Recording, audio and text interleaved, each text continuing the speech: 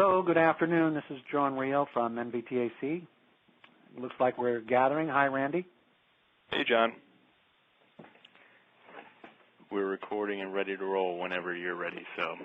All right. Well, let's see if we see who all is arriving.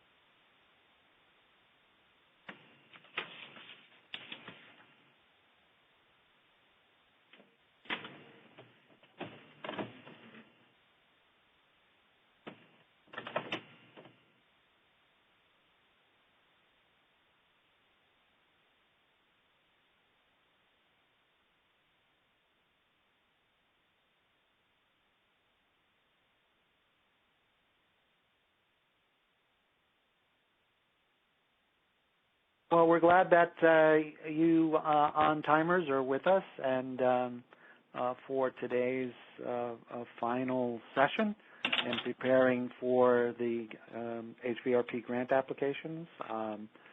This is John Rio speaking from the NVTAC. I'm based in Houston, Texas, and I see we have a group with us. We have somebody from Maryland. Willis, you're with us? I'm here. You're here. Good. And Shanine from Illinois, right? That's correct. Great. Things are good by you? They're great. They're great. I love an optimist. Marla, you're with us, hailing from San Diego, right? Yep, I'm here. Okay. And we have Chris with us from Alaska. Yep, I'm here. All right, welcome. We also have a Michigan Chris with us as well, right? That's correct, yes, sir. Terrific. Glad you were with us. You're in Lansing, right? Yes, sir. Terrific. And our Hawaii colleague is with us? Yes, good morning. Aloha, everybody. Good. Aloha. And Anthony, you're with us too. Anthony Sordini from the Jersey office, yes. From Jersey. All right. Glad that you were able to join us today. And we even have somebody from Oklahoma. Donna, you're with us? I'm here. Welcome. Glad you joined us. Is there anybody that I missed?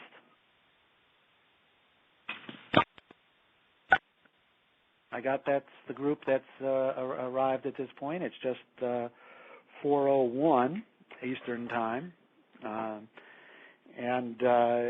this is the last of the 8 sessions that we were doing with you to help you feel confident in approaching the review of these applications.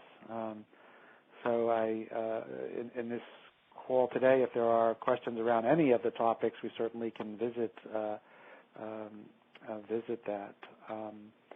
Has everybody or anybody reviewed applications before? I have not. This is Shanine from Chicago. this is your first go round. Yes. Well, welcome. You're a very brave person. I haven't either. Willis, Baltimore. Another brave person. Yeah, Lansing, no go for me either, so. Okay. That would be the same in San Diego. First time to Alaska. Okay. Well, so for the most part, it sounds like the group that's on the phone today, this is your first go round to review grants, and it is it is a challenge and it's a task and it is work to do them, but it's a very grounding kind of experience to see what's coming in the front door, so to speak. It will give you a great opportunity to see the new crop, if you will, coming in and what people are thinking, and gives you a chance to sort of test your knowledge and familiarity with the program and its different elements. So coming out of this, I'm hoping that each of you gets some personal satisfaction out of having done it, so that it's not just a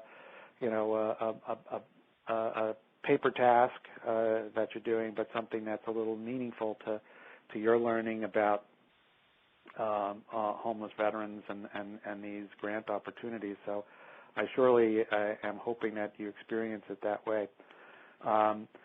Excuse me. Today we're going to talk about the follow-up strategies that the grant applicants will be talking about, and I think it's been said that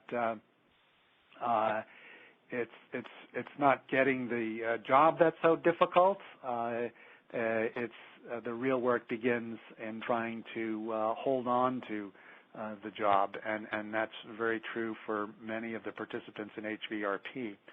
The follow-up component is important, and it's part of the overall approach and strategy section, and you're going to be scoring them based on a 10-point maximum opportunity, so 0 to 10. And some of this, at least I think it's worth just taking a step back and thinking just about why anybody stays at work, and from thinking about these kinds of things, it prepares you for looking at what applicants are thinking about and trying to describe in this section of their application. These are just some results of a survey that was taken in 2012 by the American Psychological Association in their workforce retention survey, and I'm sure there are a lot of surveys have been done around why people stick with work, and it's not always the pay is not always the number one item, but it has a lot more to do with job satisfaction and feeling a sense of connection both to the work, the organization, and coworkers that tends to be kind of important. So as you think about these kinds of things, as well as thinking about what some of the reasons are for why employees get fired from their jobs, this all has insight into what the follow-up strategies might be talked about and what applicants might say in their application. This is just another survey of the top 10 reasons employees get fired, and I don't think there's anything startling in here. You probably would have mentioned one or more of these. Probably we cue into poor performance as often as an issue, or misconduct being a risk factor in the loss of a job. But it can actually be any one of these or any combination of these that our grant applicants need to be thinking about as they try to help veterans to avoid these kinds of events in their working life.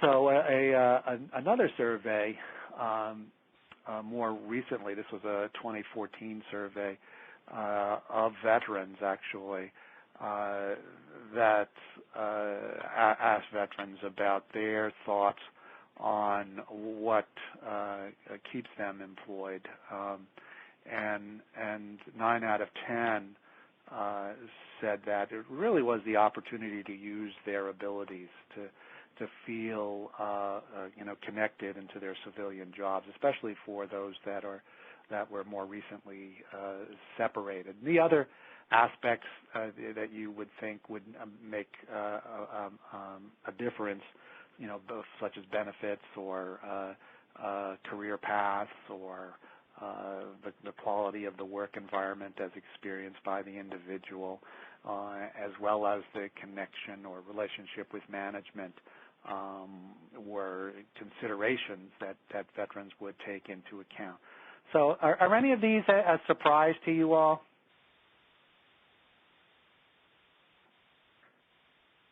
I suspect that some of you feel the same way, yes?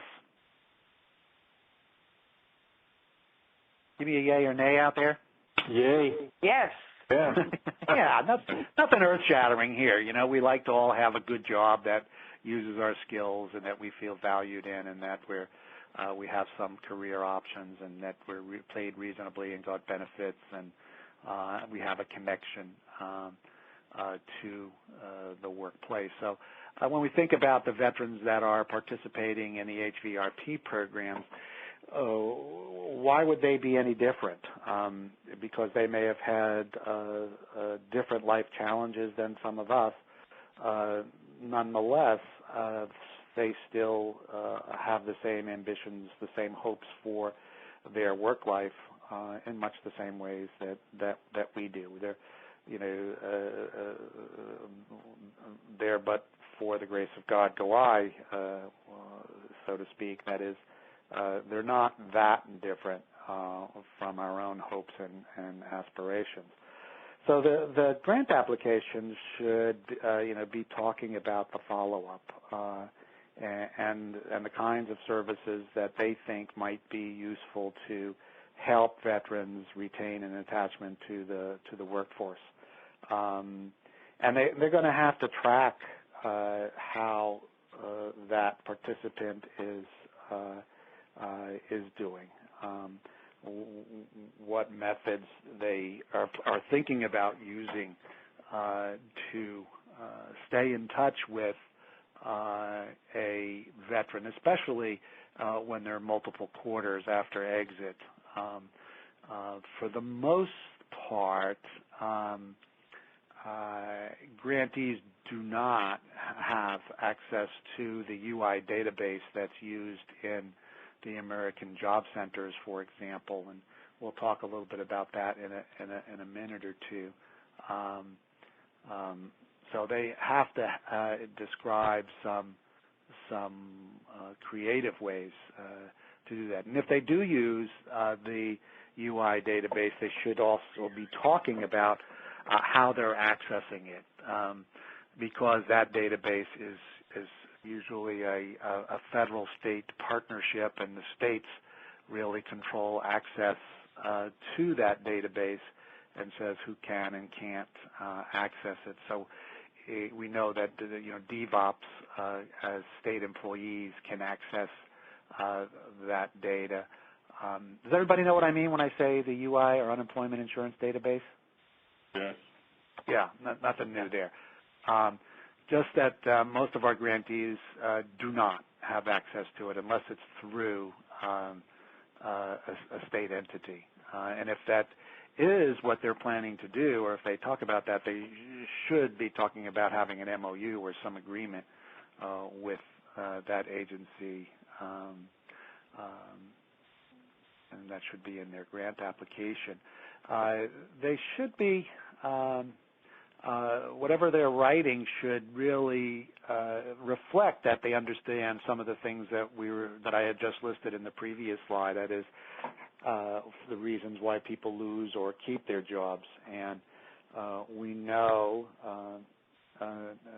not unlike ourselves, we probably, I'll speak for myself, sometimes could use some help with managing job-related stress and support for holding on to my job. so too for the participants in this program, that an applicant should be considering how they're going to address these, particularly for our veterans who have had lots of challenges and for whom stress may be a threat to their health as well as their job retention. So when you're reading it, you're thinking about, well, is this person really understanding the veteran experience and the need for follow-up and follow-along services? Are the kinds of things, are they speaking more about, person-related kinds of issues? That is, are they looking at how to help with a veteran's job-keeping skills, or managing or dealing with authority figures, or managing personal challenges, whether it's such as substance use concerns or behavioral health symptoms, or if it's more program related. That is, they're focused just on the contact with that veteran and a limited kind of follow along, and not driven by the individual veteran per se. So that's just an important orientation to this. Are they more person-centered or more program kind of centered? We know or think that we know what helps us, our veterans in HVRP do better. The idea of ongoing support services are central to that. That they're expecting and trying to find ways that that veteran gets some kind of benefit from working. And probably one of the key things is what we didn't get to talk about in one of our sessions was about the match between the job seeker and the job. We do emphasize job-driven training, but at the same time, we're not giving up the idea of match. If an employer needs a particular skill set and there's certain demands for a particular occupation, we shouldn't just be telling a veteran, well, this is what's needed out there. You have to learn these skills and you have to learn to love this if you want to go to work. I don't think that's necessarily the best strategy or approach, and that we're really trying to still figure out how to help that veteran make a selection from the kinds of jobs that employers are demanding in the labor market, to make a choice that's most likely to lead to the kind of satisfaction that a job seeker would gain from doing that kind of work, or for that kind of an employer or that kind of circumstance. So job matching is still an important part of vocational recovery and employment services. We don't forego that because we've become job-driven in our orientation. We have to figure out a way to do both. Does that make sense to you? Yeah. Okay. Yep. Yeah. Yes. It's not rocket science, right? It's all about trying the person and environment fit, as we learned in school, or that there are certain personality characteristics and job characteristics that either can be a good match or result in a poor match. We've all been in a situation where we've observed people who don't seem to fit the job. It's not that they're poor workers or bad workers, but their talent may not be at its best in a particular work environment. And that, I believe, is because there was a poor match. We don't always make the best choices, especially if we're attracted to a salary over all other things. By choosing a good paying job, sometimes we might sacrifice some of the other attributes of an employment situation. And we all know, just from the employment choices that we've made, it's a balance, right? It's of the list of 5 things that are important to me, I got to have a certain balance of each in order for it to work. And I think it's the same for our population in the programs. And so it becomes important for how the applicants talk a little bit about these issues, about delivering on these factors that can help perpetuate employment further. Are they teaching soft skills and retention strategies? Are they looking for and placing veterans in jobs with benefits? We know that that's another feature that helps our veterans stay on the job is when there's vacation time or health care benefits, or at least impartial benefits like those. So to what extent do they talk about finding so-called good jobs that offer those kinds of features? And the more these are addressed and talked about, the stronger the application becomes, the higher the points deserved. And the converse of that is also true. If they're not saying much about follow along, it's just that they're going to check in to make sure that the veteran is employed each quarter, that's kind of a very limited kind of approach. All right, here's a slide that's just reiterating some of this stuff. Do they talk about job retention classes? Do they articulate any kind of method that they're going to use to remain in contact with the veteran? What's the follow-along period that we're looking at? How long do grantees have to follow up with their veterans? At least 3 quarters after placement or after exit. Right, 3 quarters. Now that doesn't necessarily have to be the same job, but it has to be the presence of employment across each quarter. So that's a long time for many of our veterans. Some of them that would be the longest they may have held a job in quite some time. So looking for ways and solutions and strategies to prevent job loss during that time becomes important, as does trying to figure out ways to manage the connection. Many of the veterans in programs have been challenged by behavioral health issues, including drug use. Some have to maintain health care connections and doctor's appointments and things that are critical to the individual's well-being. Some may recognize that a paycheck can represent a trigger to some veterans and have strategies to deal with that.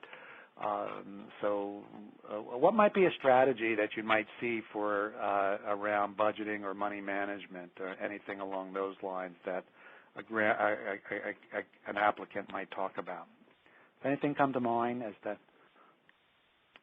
how they would provide a support or how they might work with a veteran who needs assistance with that? This is Bridget in Hawaii. I'm just going to throw this out there. Since they have a responsibility to provide their pay statements to the grantee every month while they're being followed, right, perhaps the grantee might take their, just help them manage that check before it even gets cashed.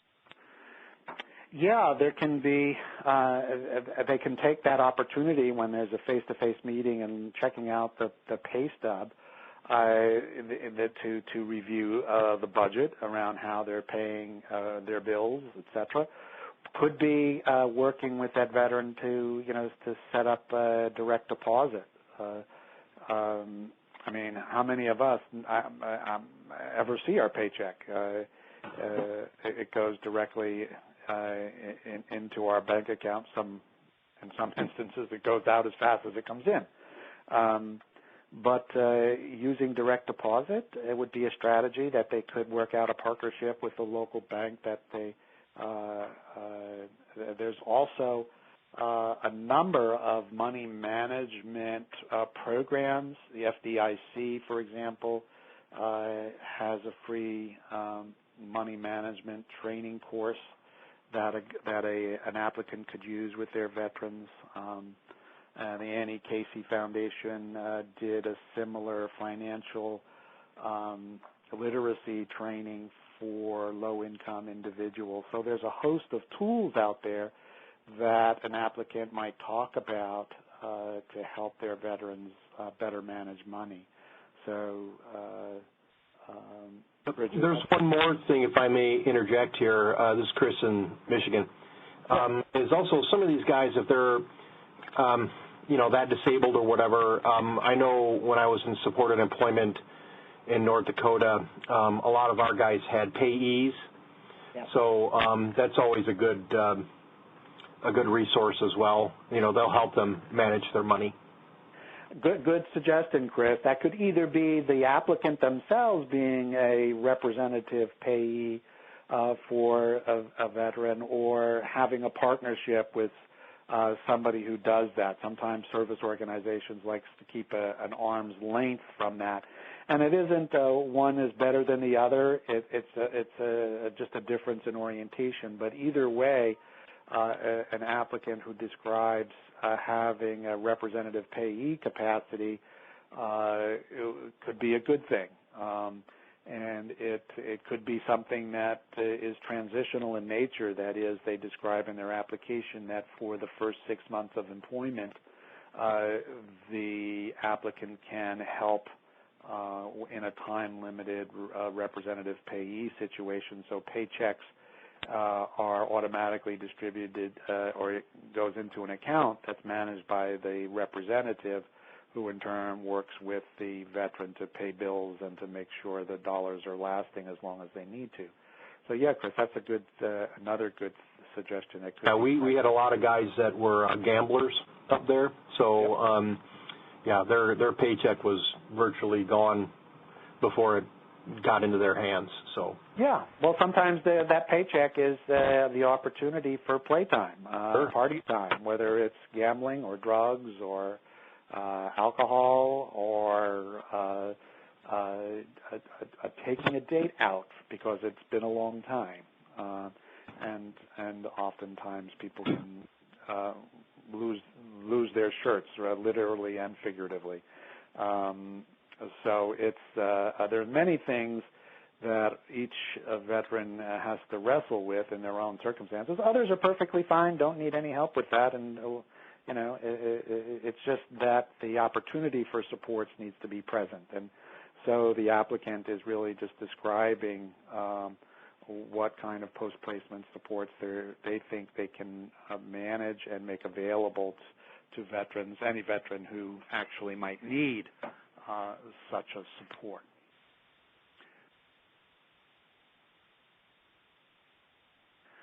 So our grantee pool is not without creativity, as you know from meeting some of them. There's a variety of things that they might talk about or do to enhance their follow-up. Bridget was talking about, the pay stub checking, verification of employment. Nowadays, some grantees are having the veteran use their phone to take a picture of their pay stub and send that in. And so the grantee has an electronic record of work. So there's a whole variety of things. I guess it was one grantee in the Philadelphia region who really demonstrated some practices to improve job retention for veterans in their HVRP. They found using text messaging, sort of blasting their working veterans with text messages about whether it's a thought for a day or whether it's a piece of information around how to handle conflict on the job or or email blasts where there might be more elaborate text about job retention, or maybe about something going on at the program that they're invited back for. But the idea is keeping some communication to those veterans who are employed. One of our grantees here in Houston was, and this is not terribly uncommon, they were able to get some additional resources from a foundation to provide an incentive to veterans who hold on to their job. They found that veterans who meet the 90-day benchmark are more likely to succeed at the subsequent 180 and 270, but the hump they had to get over was the 90-day retention hump. So they're providing a $100 gift card to veterans, not with HVRP resources, but with foundation dollars as an incentive to help people get over the hump, so to speak. So a variety of incentives. I've seen other programs have giveaways or raffles for certain outcomes. And the more that is done, it seems like it does have a positive impact. Obviously, we all would like everybody to get the intrinsic reward of working, that is, feeling personally satisfied that they've worked for 6 months and that is a sufficient incentive to have that good feeling inside of having accomplished something. But that doesn't always hold true with people who have had episodic work experiences or have challenges that have interfered with success on the job. So incentives has been shown to be a positive, and you might see applications talk about those, and that's a good thing. Certainly, at the least, they should be talking about some kind of job retention culture that, getting the job is one thing, keeping it is another, and we're here and wanting to support you, Mr. or Ms. Veteran, with retaining your employment. We want to see you continuously connected to the labor market. We know that sometimes you might have a break in a job or you might need to change jobs, but we want to create a culture where if we can help you through a job change, we should do that. And the idea is to remain continuously connected to the labor market. Other things we've seen out there is the use of peer-to-peer or mentoring kinds of initiatives where there's a longer-term veteran or a program graduate who mentors a veteran who's just returning to work. So there's a variety of things. Has anybody seen anything out there that comes to your mind about creative approaches to help people continue working? Have you heard anything either in your present role or from any time in your work life? What's anything that seemed to work?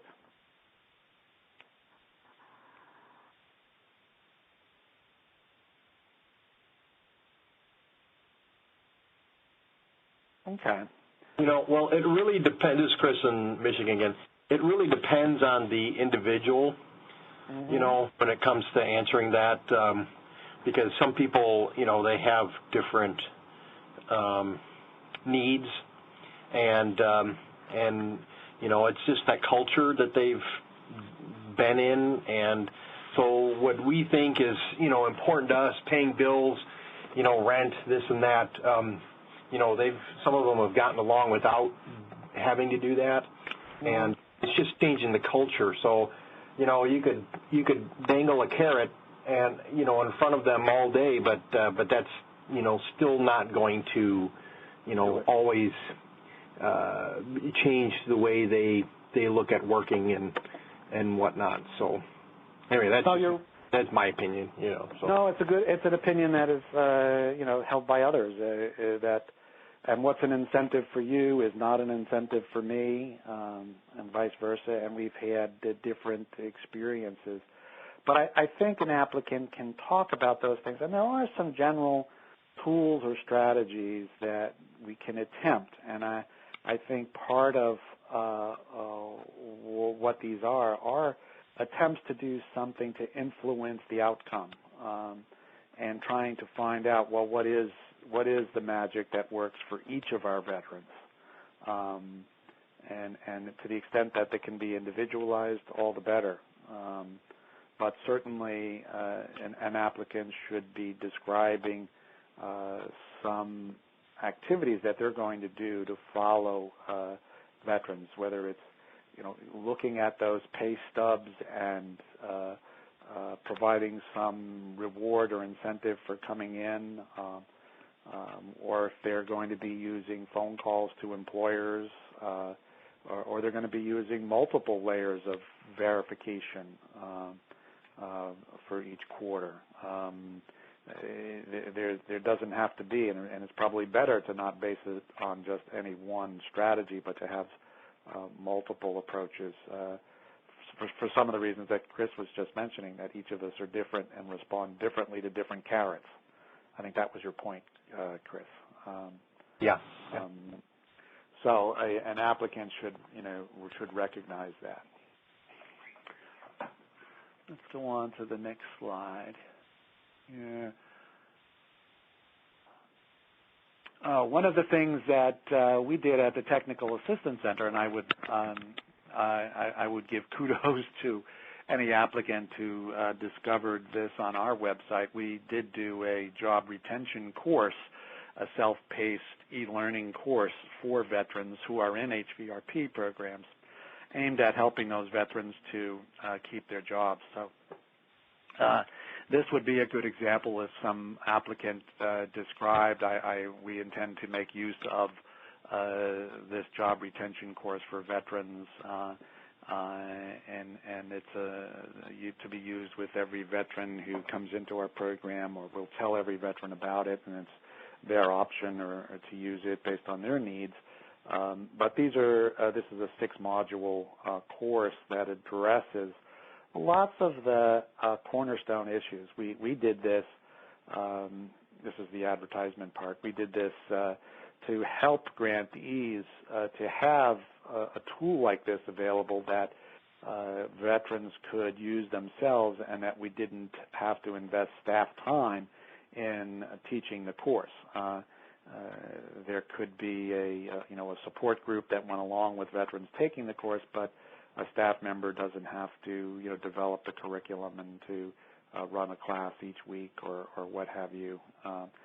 This course can be done over 6 days, 6 weeks, whatever the veteran wanted to do. So using tools like this, we think, are in a smart and a good direction to make use of electronic supports that may be available. And I don't know if there's another one out there like this one, but certainly we would encourage applicants to make use of these tools and to incorporate them into their program.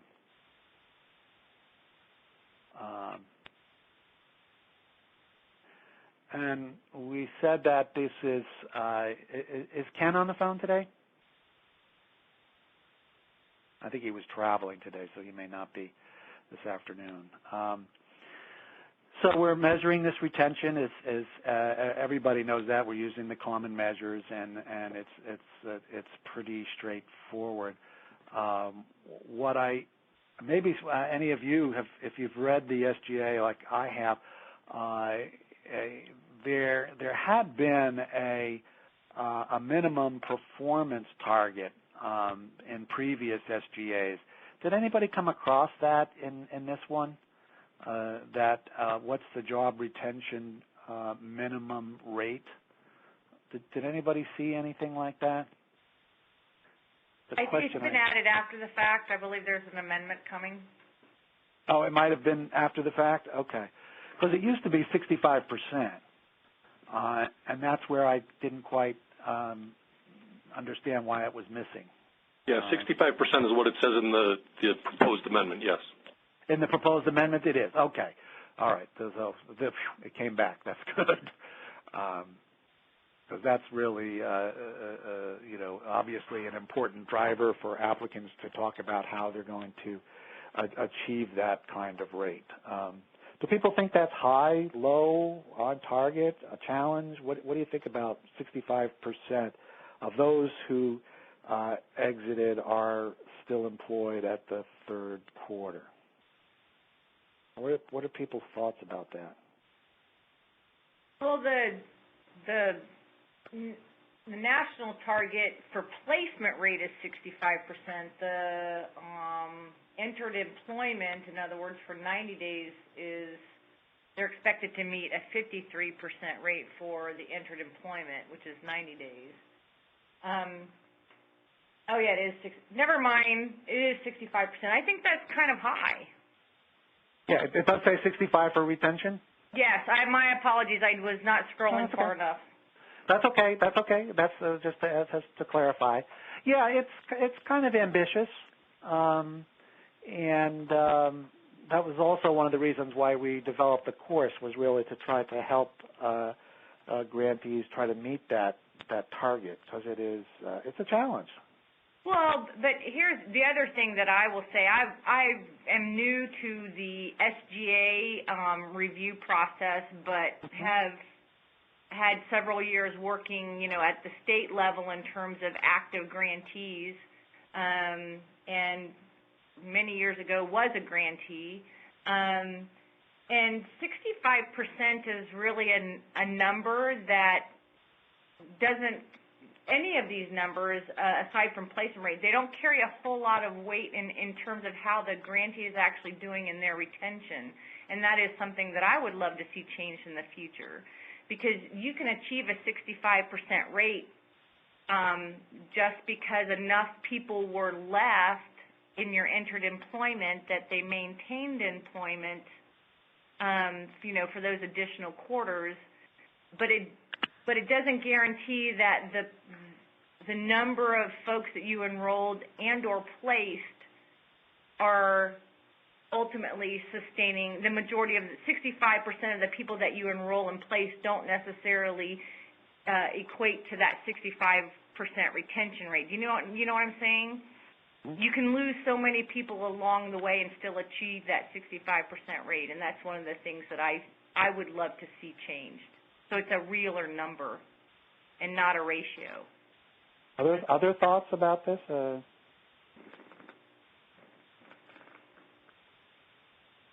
I stand alone. Well, over the years, it's been a challenge for grantees to meet the 65% rate. It's one of the things that the department and that VETS has been trying to support greater movement towards, so that there are more grantees achieving it. But it's not as easy to achieve that with people falling out. You can't lose too many people, because otherwise you won't make the 65%. But it is a challenge. So it's again, it in part, this has always been part of the issue. It depends on what are the challenges of the people you're serving and how they're meeting their own challenges. So in a program that is serving more chronically homeless veterans, that is, veterans with long-term histories of homelessness and a disabling condition, might be very challenged to reach retention after 3 quarters. Yet the grantee may be implementing all kinds of strategies to try to influence that, and they may be doing an excellent job of that. But sometimes it is the individual's challenges and personal qualities that just inhibit the success that they're both after. So it's an important feature nonetheless, because it is, and HVRP is about the idea of people, our veterans, getting employment to be able to sustain a working life and a place to live, so to avoid falling back into homelessness. So retention is an important consideration. It's an important set of activities, and it should be well articulated in the application. We don't need to talk about UI. You all know what that is. Just one of the issues with why it's also difficult for grantees to use UI data is because of the time frame. You know, it's the employers that enter the information into the database, and it's not always done in a timely way, and there can be often months lagging before the data is up to date. Grantees should also be, talking about how they're going to do the follow-up after the performance period is over. So if the grant ends on June 30th, they're still expected to go out the 3 quarters to follow for retention. So we're talking about, in this case, following out into 2017, right? If it's the people are placed in the last quarter of the performance period, or by June 30th, 2016, we still have to go out 3 quarters to follow them. So that should be budgeted for and should be talked about, right? That they understand that that's part of their role.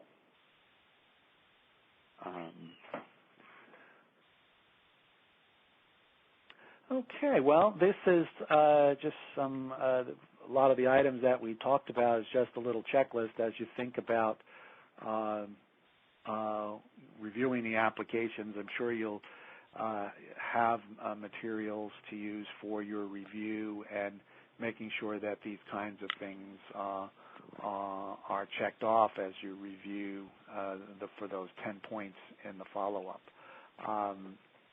So can we open this up to any questions about follow-up issues or concerns?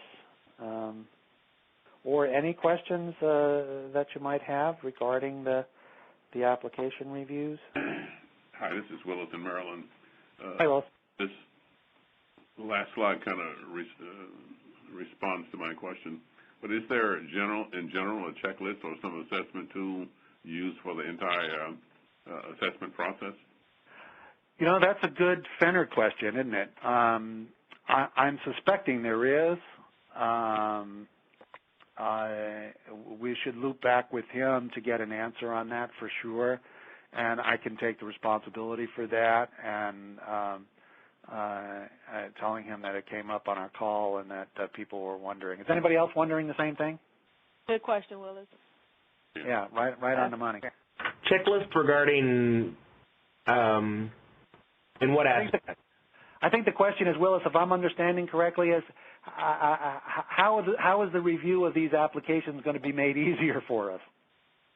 I can tell you that thus far I have not seen a checklist used. What ends up happening is the teams break up, and then each team develops their own type of method, whatever works for them, depending on their strengths and weaknesses. Whether it's a skill set that is available, everybody tends to have certain jobs in addition to doing their reviews, and then but as far as a broad checklist, there isn't one of those in existence, and it would be, I would think, I don't disagree that it's a great idea, but this process is, the way it's facilitated doesn't lend itself to have a checklist that would, I would see, at least for this year, having it be developed so quickly before the process. It would take a lot of finesse and a lot of inter-team work to come up with one that would be beneficial. So it might be something that we could bring up and then maybe work on next year. But that's just been my experience the past couple of years. You just work within your team, figure out what's going to work for you to get the end product. They'll tell you what they want to see, and then it's up to your team lead to determine how to get to that point, and then you kind of have your own practice within your team. Sorry, I'm kind of redundant there, but that's been my experience thus far. Did you guys have the grading criteria spreadsheet last year? We had the grading criteria. That's about as far as it goes for a that's not a checklist, though. That's just grading criteria. Well, in the spreadsheet, though, where it's got all the different tabs with the different strategies and needs and all that? That would be the grading sheet, yeah. The grading criteria thing is what they call it. And it goes through and it breaks it down, and it kind of goes through. Each individual section, yeah. Yeah, it'll break it down further, but and the way I am thinking of a spreadsheet, that it would be like, okay, here's step one. When you get this process, look at this and look at this and look at this. There'd be countless ways that people could come up with a checklist. This is a little bit more general, but did you take a look at that, Willis? I haven't seen that, but I wasn't. It was, if you look for it in your email, it was sent out by Dana on April 2nd. And that's probably the closest thing to a checklist, per se. But that may be what you're looking for, kind of. It could be more filled out, but it should be useful for what you're looking for, I think. Yeah, I really think that'll answer your question. It will be beneficial. And I think that wasn't embedded in an email. That was just, never mind. It was sent as an attachment to an email. But I was thinking more along the lines of a broad scope checklist that would help guide people throughout the entire process. There's just so many legs of this process that I don't know that is going to happen, at least not this year. Right. What I envisioned, what I was thinking about was just something that would kind of ensure that we're not missing things, not necessarily a form to be used to, to report on, but there's a lot of detail, I'm sure I know, involved in the process, and we're depending totally on, for those who haven't done it before, totally on the training we've had here. There could be some cause for concern. But if that instrument you just talked about sounds like that would certainly be very useful. And oftentimes there's somebody on your team who has done this before. I don't think you'll find a team will be all newbies. No. Most of the people rotate. If you've done it last year, or if the people that did it last year, they usually end up being the team lead for the following year. So there will be some institutional knowledge about how to proceed with the grant review. And pretty much everything spirals off of the grading sheet. Very good. And they'll tell you what they need to have at the end. Like we'll end up having a conference call with the grant officer and Ken, and then they'll kind of go over things. And then from that point, it'll be the team lead that would take that and use their own experiences from the past to try to help the team move forward with the final product. But you won't really miss anything. It's just a matter of doing it 2 or 3 times, and then you get into your groove, and then you'll be okay. I mean, on my team last year, we had a program assistant with 0 grant experience that didn't have any problems after the first few reviews and was able to actually learn a lot about the grant process as well. So I think you'll be fine. And that's what I've heard before, is that once you've done 2 or 3 reviews, you sort of, it makes sense to you then. Well, I'm really glad to hear that for Francisco, because we're all new to this, so even the team lead. Yeah, well, that's why the grading sheet is important. April 2nd. Is there a way that it can go out to everyone? Is it possible that went out to the team leads and didn't go out to everyone? Yeah, looking at it, it is. It's just the team leads at this point. Yeah. Okay. One later. Yeah, it was sent out to us. We were supposed to, if we had any comments or recommendations, we were supposed to send that back in on the April 16th, and then whatever whatever amendments they were going to do, they would be taking place right now and then resent to everybody else. So sort of as a final copy with suggested any revisions. Yeah. This is budget in Hawaii. You'll be getting it soon enough. sounds like you'll be getting it pretty soon. John, this is Bridget in Hawaii. I have a question regarding the SGA changes. Mm-hmm. I may have missed something earlier today on another call, but those changes, if I'm a grantee, I've already pulled down the SGA. How am I going to know as a grantee that those changes are coming out? Good question. When the applicant originally downloaded the original SGA, there's an opportunity to put in your email to get alerts on any changes to the materials. And if they have done that, then they'll be notified that there is a subsequent change.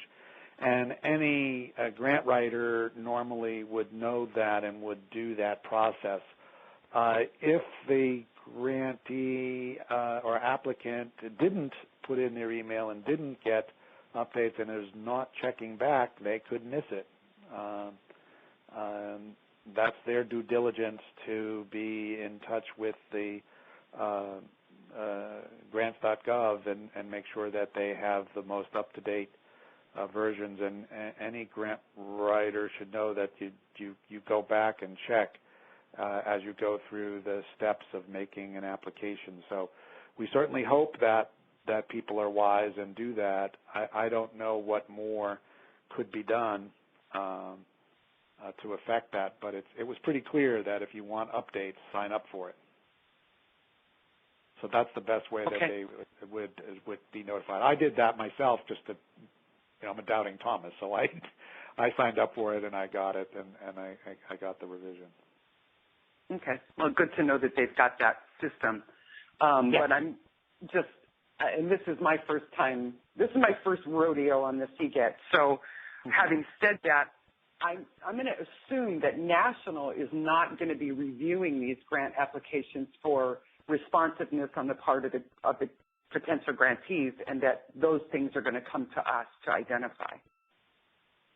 Right, that an applicant is responsive to all of the aspects of the SGA. Yeah, the reviewers will be, you guys will be doing that. Okay, thank you. They're not pre-screened. At least I don't. Darn it. Think so. Well, that's why you'll raise questions of anything that seems odd or seems out of the ordinary, and that's, that'll probably jump out at you.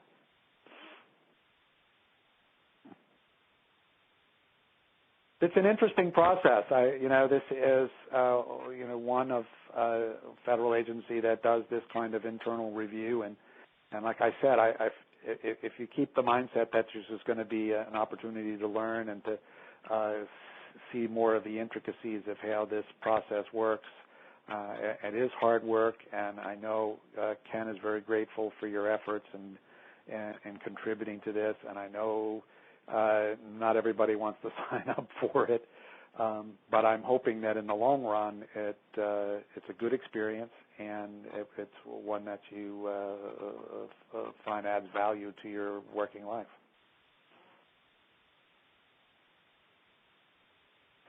Any other comments or thoughts?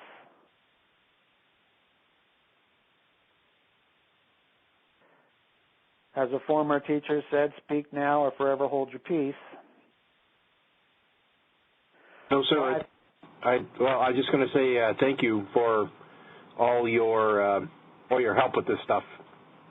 Oh, hey, thank you. It's our pleasure to work with you, and know as we go forward that the technical assistance people, both at AHP and at NCHV, are here not just to only help you guys with this process, but afterwards with grantees and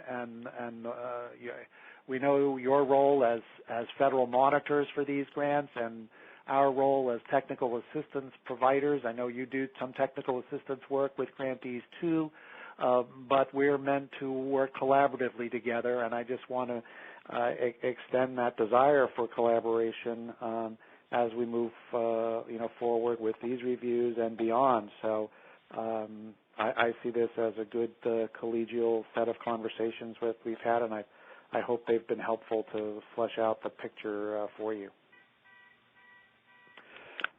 So with that, thank you for participating, and best of luck to you in this, and we'll see you on the other side. Thank you. Thank you. Thank you. Bye-bye.